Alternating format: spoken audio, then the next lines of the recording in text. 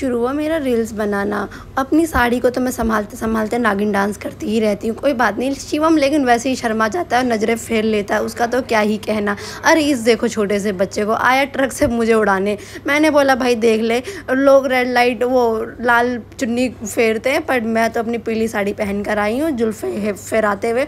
और देखो बोला कि चलो दूर जाओ भैया, मेरा नागिन डांस स्टार्ट होने वाला है, आ जाओ शिवम आ जाओ। देखो फटाफट देखो, बाकी जनता भी खड़े होकर नॉर्मली देख रही है बहुत मज़े से। और वेगस मॉल का वैसे ही रात का नज़ारा वैसे ही बहुत अच्छा था। लाल लाल लाइट के बीच में मैं पीली साड़ी में, वाह वाह वाह क्या कहना। खुद की तारीफ़ करे बिना तो मेरा मुंह ही नहीं रुकता।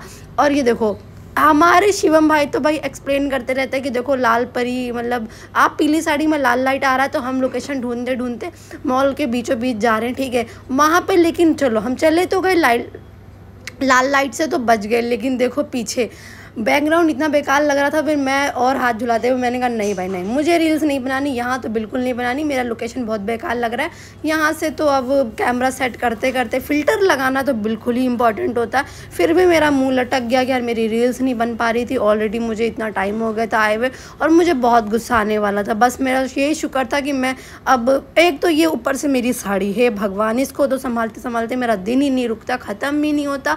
फिर मैंने कहा चलो अब कोने पर चलते हैं, बिल्कुल अंधेरे की साइड में, वहाँ मैं अकेले में बनाऊंगी। यहाँ तो बच्चों ने वैसे ही गाड़ियाँ चला चला के इतना शोर मचा दिया था और बैकग्राउंड में ये वैसे ही इतना बेकार लग रहा था। तो चलो भाई अब चले। शिवम तो वैसे ही शर्माता हुआ आगे पीछे देखते हुए बहुत धीरे धीरे, मुझे बहुत जल्दी थी, मैं एकदम पापा की परी की तरह उड़ते हुए आगे जाना चाहती थी। इस छोटे से बच्चे को देख लो, ये तो मुझे उड़ाने ही वाला था। शिवम को बहुत मज़ा आता है अगर किसी गाड़ी से मैं उड़ जाऊँ ना, इसको बहुत खुशी होती है, इसका कोई क्या ही कहना है। मैंने बोला कि ऐसे हवा में हाथ उड़ाऊंगी तो उड़ता हुआ चला जाएगा।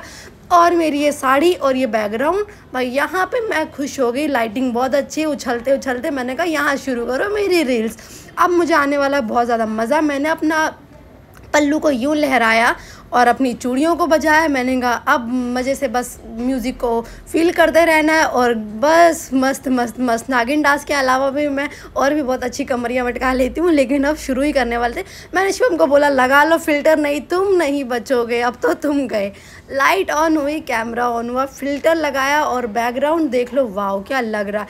वैसे उससे ज़्यादा तो मैं खुद खूबसूरत हूँ, मैंने देख लिया। मैंने कहा इसी बैकग्राउंड में बनाएंगे। ये जो पीछे की लाइटिंग आ रही है बहुत अच्छी लग रही है और आगे का ये साइड लेंगे हम थोड़ा सा, राइट लेफ्ट दोनों ही लेकर, तो बहुत ज़्यादा मज़ा आने वाला है। क्योंकि इधर की जो वो रेड लाइटिंग है जो पीछे नज़र आ रही है और इधर की जो वाइट लाइटिंग है ना, दोनों का कॉम्बिनेशन होगा। तो मैं बिल्कुल, हाँ तो अब मेरी बारी नहीं थी, तो ये ताता थैया करना शुरू हो गए थे। तो इन्होंने ही तो बताना था मिस्टर जय, आपके ही तरीके से चलेगा ये, बिल्कुल हाँ। तो कैमरा मैंने संभाल लिया, तो मैंने कहा था कि आपको भी मैं कैमरे में लूँगी, चलो नागिन डांस शुरू करो, ठीक है अब आप बताओ किस किस एंगल में होगा। तो ये मेरा नागिन डांस, ये देखो देखो शिवम करने लग गया, इनको रिकॉर्ड फिल्टर के साथ सेट करने लगा कि जो इनके ऊपर फिल्टर सूट करेगा वो। अब तो ये बच्चा उड़ा देगा, ये ट्रेन बच्चे को उड़ा देगी, लेकिन बच गया। मैं शिवम को बोल रही अब तुम्हारी बारी, अब तुम भी एक बार नागिन डांस करके दिखाओ।